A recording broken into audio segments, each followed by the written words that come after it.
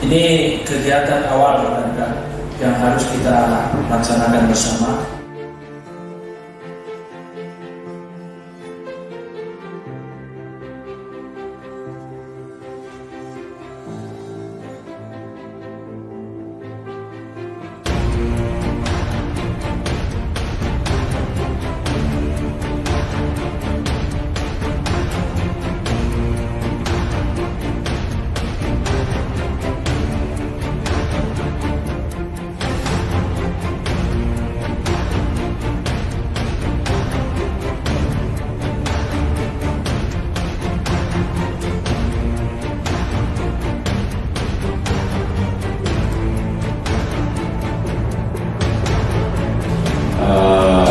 Untuk menuju IBK dan BUMN wilayah bebas dari korupsi dan wilayah birokrasi bersih dan melayani